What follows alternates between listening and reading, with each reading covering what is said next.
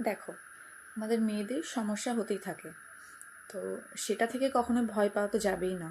আর বিশেষ করে টিনেজারদের অনেক রকম সমস্যা থাকে। তারপর আমরা যখন এজটা একটু আমাদের বাড়ে, মানে 24-25-এর কাছাকাছি যায়, তখন আমরা নিজেকে নিজে ওভারকাম করতে পারি। তারপরে যখন হয় 27, 28, 30 বা 32 এর মাঝে, আমরা যদি কেউ আনম্যারিড হই, অনেক রকম আমার ভাববো যে এরপরে এটা হতে পারে, এরপর ওটা হতে পারে, বাট কখনো কোনো বিষয়ে কোনো কিছুতেই ভয় পাওয়া চলবে না। কেননা, তো যেটা বলছিলাম, আমাদের ফার্স্ট একটা আমি 2 দিন আগে একটা পোস্ট করেছি, তো মনে হলো যে না, আজকে ওটা আমি ভিডিওর মাধ্যমে বলি। যেটা হচ্ছে প্রেগনেন্সি টেস্ট। ঠিক আছে, এটা এমন কোনো ব্যাপার নয় যেটা নিয়ে মানুষ অনেক ভয় পেয়ে যায়। এটা খুব ভাইটাল একটা ব্যাপার, কিন্তু ভয় পেলে চলবে না। তুমি আনম্যারিড হও, ম্যারিড হও, আনম্যারিডটা এখন সবাই সামাজিক দিক থেকে অন্যরকমভাবে নেবে, কিন্তু ম্যারিডদের কাপলদের তো সেরকমটা নয়। তো আমি প্রথমে আসি ম্যারিডদের। তো তাদের কাছে আমি একটা কথা বলবো, তোমরা কখনোই নিজে নিজে মানে দেখো না, বা হয়তো ভাববে আমি নিজে টেস্ট করে নিচ্ছি, তারপরে সেটা একদম কনফার্ম হয়ে গেলে সেটা কখনোই নয়।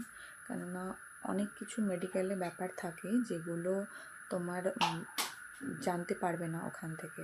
কারণ একটা 2 রকমের জিনিস হয়, একটা থাকে ইউটেরাসের মধ্যে, একটা থাকে ইউটেরাসের বাইরে, যেটা আমাদের প্রেগনেন্সির পর, মানে প্রেগনেন্সি যখন ধরা পড়ছে যে না বাচ্চাটা হচ্ছে, তো সেই জিনিসটা তোমাকে নিজে কনফার্ম তুমি করতে পারবে না।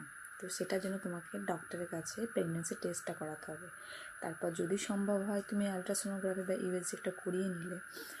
এবার হ্যাঁ, আসি আনম্যারিডদের জন্য। আনম্যারিডরা এটা ভাবে যে এটা কাউকে জানা যাবে না। আচ্ছা ঠিক আছে, তুমি করতে পারো, কিন্তু এটা ডক্টরের কাছে তো নতুন।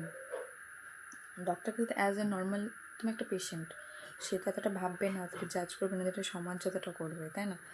তো যেটাই হোক না কেন, মানে একটা মেয়ে হিসাবে এটা ভীষণ ভীষণ ভীষণই গুরুত্বপূর্ণ একটা ব্যাপার, যেটা তোমাকে স্কিপ করলে চলবেই না। কখনো আমার মনে হয় না যে এটা নিজেরা আমরা জানতে পারবো সব থেকে বেশি। কারণ আমিও এই ব্যাপারটা নিয়ে অ্যাওয়ারনেস হয়তো বলবে তুমি কী করে এতটা জানছো।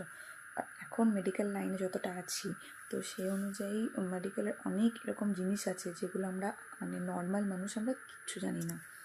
সামান্য জ্বর হলে আমরা দোকান থেকে বলে ওষুধ কিনে খেয়ে নিই, সেটার অনেক সাইড এফেক্ট থাকতে পারে, যেটা আমাদের ভবিষ্যতে অনেক বড় কোনো কিছু হতে পারে। ব্যাস এটুকুই বলবো। সেদিনের ব্যাপারটা আমি আজকে বললাম, এর কালকে যেটা বলেছি সেটাও একটা ভিডিও আমি বানিয়ে দেবো। তো নিজেদের খেয়াল নিজে রাখবে, অন্যের কথা শুনে কখনোই নয়। অনেক বড় জিনিস।